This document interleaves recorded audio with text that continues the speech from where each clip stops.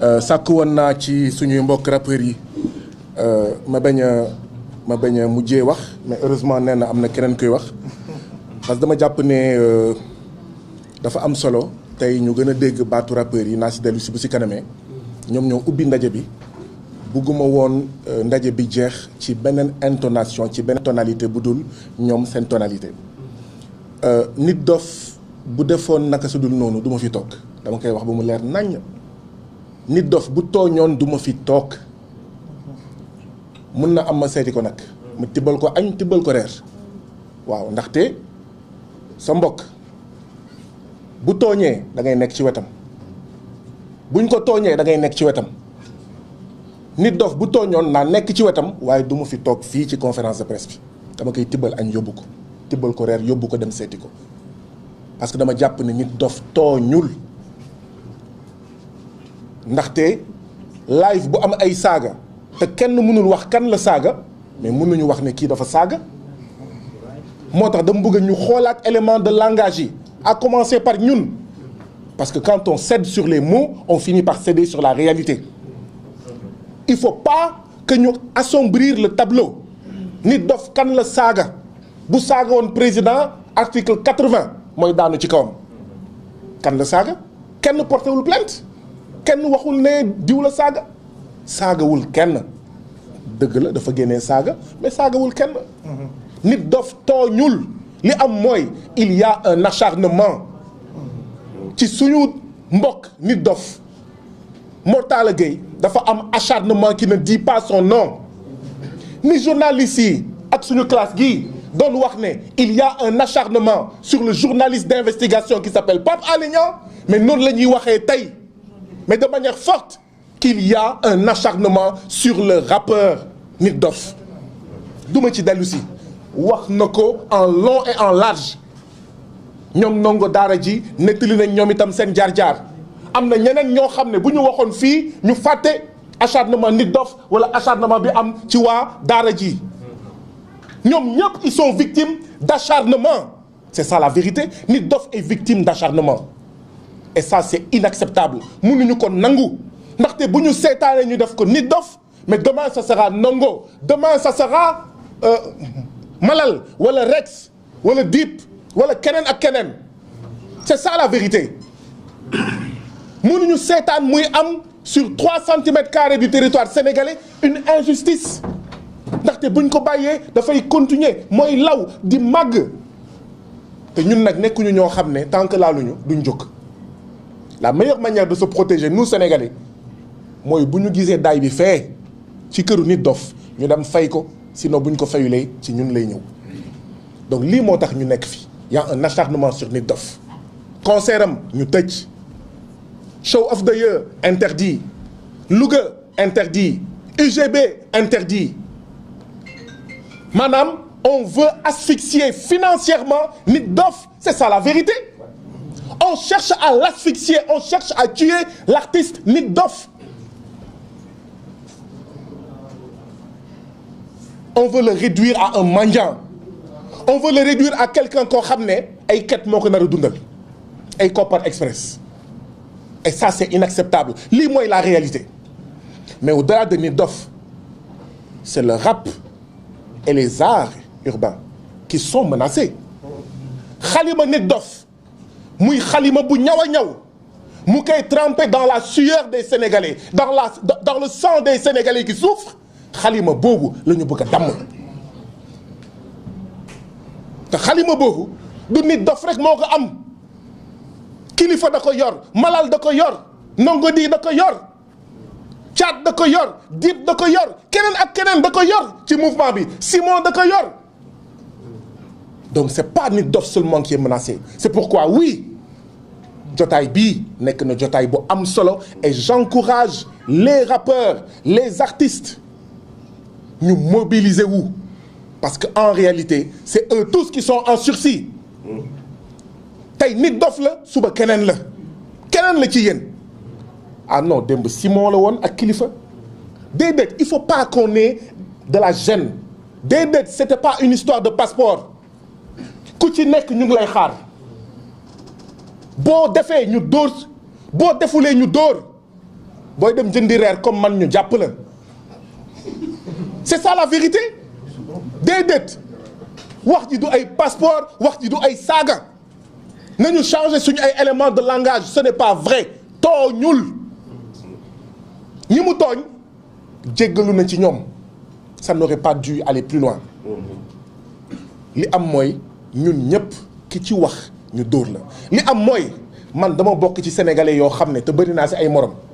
sama batterie bu loowee toll ci 2% ku mel ni Nit Dof bu waxee non mais je suis ragaillardi Nit Dof c'est un aboyeur Nit Dof mais il mobilise les masses il mobilise les foules il les conscientise c'est ça la menace en réalité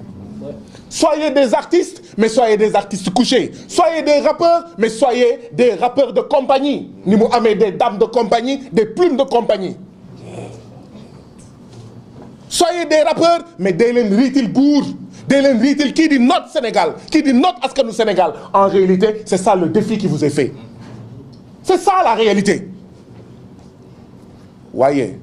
ku fi xalaat ne affaire bii affaire rappeur la yaa ngi jum balaa maa ñëw ci ñun nag ñun ñi nekkul ay rappeurs yi am lañ ful ak fayda bi ñu jàppee Pape Alé Niang les journalistes se sont mobilisés comme un seul homme ce n'est pas du corporatisme ku ñu wax corporatisme suñu yoon newu ci parce que vous êtes tous menacés mais nag c'était pas l'affaire des journalistes man wax naa ko oui les journalistes vous deviez vous mobiliser quand c'était l'affaire Pape Alé Niang mais ce n'est pas l'affaire des journalistes ça dépasse les journalistes de la même manière les rappeurs doivent se mobiliser les artistes au-delà même des rappeurs les mbalaxman doivent se mobiliser ndaxte Omar Pène yenn saa yi mu def ay chansons ay musique engagée du Omar Pène rek ak ñeneen ñu def ay sons yu engagés ah yoo xam ne xëy na beat bi rek moo wute donc c'est tous les artistes qui veulent chanter qui veulent se mobiliser pour un autre Sénégal un Sénégal de liberté de démocratie de naataange qui sort enfin de la pauvreté et du sous-développement c'est vous qui êtes menacés beneen bi nag mooy ku jàpp ne mbiru artiste la yaa ngi jum ndaxte balaa ñoo jàpp Nit Dof wax naa ko fi sànq jàpp nañ Pape Alé donc tey rappeur bi la suba journaliste bi la gannaaw suba c'est l'activiste gannaaw suba c'est Karim Meïssa Wade gannaaw suba c'est Khalifa Sall gannaaw suba c'est Ousmane Sonko mais fekk ne dans l'anonymat comme ni ñu koy waxee bés bu nekk y a les paysans dont on vole les terres ndeysaan amul buzz comme bésu Nit Dof en réalité ce qu'on fait aujourd'hui à Nit Dof mooy li ñuy def à des Sénégalais lambda naa la dóor te sama loxo du la dal ñuy sàcc seen suuf sàcc seen kër di leen di licencier arbitrairement ne leen du ngeen ko fi jooy buñ ko fi yuuxoo ñu finir en prison c'est ça la vérité c'est ce qui arrive à nos paysans à nos pêcheurs à nos ouvriers à nos étudiants yuy rebeller wu contre le système c'est ça qui arrive aux rappeurs quand ils osent eux aussi se rebeller contre le système c'est ce qui arrive aux journalistes quand ils osent conscientiser d'accord pour que contre le système donc nous sommes tous concernés fi may daan leen mooy rek waa ji da doon naan quand le mal a toutes les audaces le bien doit avoir tous les courages quand le mal a toutes les audaces le bien doit avoir tous les courages dama ne ñoom ñii di sàcc suñu junni milliards jamono yi nga xam ne ñu ngi feebar mbas bu dee ñoom ñoo am fit di def lii ñuy def ñun ñii nga xam ne on a commis qu'un seul crime celui de rêver d'un autre Sénégal dans une autre Afrique on doit avoir tous les courages pour faire face à eux pour libérer Nit Dof et tous les autres détenus d'opinion et les détenus politiques bu dee ñoom ñii di torturer Mancabou ba mu dee mu jul fenn ba tey ñoo am fit di ñu xool les yeux dans les yeux di ñu toiser di ñu kokkali nous on doit avoir tous les courages taxaw temm nag ne libérer Nit Dof ci nii wala ci naa vous allez libérer Nit Dof jàpp Nit Dof nag yomb na waaye téye ko ci kaso bi nag boobu nag moo nar a jafe waaw nañu génnee son yi nañu génnee tube yi nañu génnee compilation yi nañu génnee waaw rappeurs yi nañu génnee seen affaire nañuy def suñu manifestation ndaxte Nit Dof c'est il ne vit pas dans un vase clos dañoo jàpp ay nit ndax émoticône jàpp ay nit ndax li ñuy bind journaliste jàpp ay nit ndax xaw ma force spéciale xaw ma force spéciale man maa ngi nii ñeenti liberté provisoire laa am saay bu ko neexee mun na ma jël si. au même moment biir assemblée nationale député nee na may dégg kenn nettaliwuma ko monsieur le ministre ku ñu fi sonal na nga ko yeew takk ko dugal ko ci ndox. Quelques jours après on apprend que 2 militaires ont disparu, l'un a été découvert dans l'eau kenn woowu ko loolu du menace de mort. C'est pas vrai, on n'a pas arrêté nit dof ni emprisonné pour menace de mort ndaxte bu nekkoon menace de mort député boobu la ñuy njëkk jàpp. beneen député ne ñoom ñaar ñëpp de la majorité beneen député ne suñu 3e mandat bii ku ñu ko bugg a xañ on va marcher sur vos cadavres ñun lañ doon waxal biir assemblée en séance plénière loolu du menace de mort. jàppuñu ko c'est pas vrai bu kenn ci ñun nañu xoolaat ñun lu ñuy wax bu kenn ci ñun wax ne d'accord nit dof dañ ko jàpp ndax menace de mort ndax outrage ak ndax dafa saaga ce n'est pas vrai bu saaga doon tax nga dem kaso kon kaso yi du doy c'est pas vrai c'est parce que nit dof est un hérétique c'est parce que nit dof roule à contre-courant de la politique du système donc segam ñoom ñoo am fit di def lii ñuy def naan dañuy def 3e mandat ñun nañu am tous les courages pour faire face c'est comme ça qu'on va protéger nos rappeurs c'est comme ça qu'on va protéger nos artistes parce que nag il y a des artistes dignes et des artistes indignes il y a des rappeurs dignes et il y a des rappeurs indignes et mais je dis merci à Nit Doff merci à Nit Doff parce que bu ñu la tëjul woon tey duma am chance toog avec ces grands messieurs avec ces grandes dames qui sont des rappeurs dignes waaw qui sont des Sénégalais dignes, qui sont des Africains dignes. Mais vous devez être fiers de vous. Maintenant, le combat ne fait que commencer. Lii dal Nit Doff, c'est un point dans un système d'ensemble.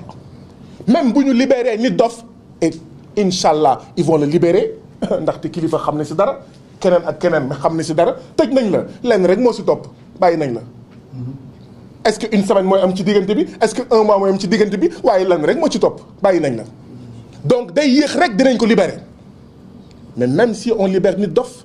nous devons arrêter le monstre qui produit ce genre de situation qui nous fait nous mobiliser Nit Doff depuis 17 ans ñii depuis 27 ans non yaa ngi commencé ba jaaw donte maa la ko ëppale keneen noonu mais ça suffit mais ce serait une défaite pour nous que ñu naan suñuy doom waaw ma jéem nañ mais non système bi foog mu changer système bi foog mu changer nañu jaral lu nekk Nit Doff waru ñoo gën a gore ces rappeurs dignes waru ñoo gën a gore parce que ñun bu ñu defee conférence de presse ça passe mais ñoom seen musique ça passe en boucle et effectivement votre contribution à l'éveil des consciences votre contribution à frayer un autre Sénégal dans une autre Afrique mais elle est incommensurable je profite de l'occasion pour dire bravo à vous félicitations à vous nañu mobiliser wu ensemble nous sommes forts et kuy bëree daan te Inch'Allah dañuy daan Nit Doff day génn Sénégal day génn ci ndóol bi Afrique day génn ci ndóol bi je vous remercie. On va terminer les questions. On va prendre les questions.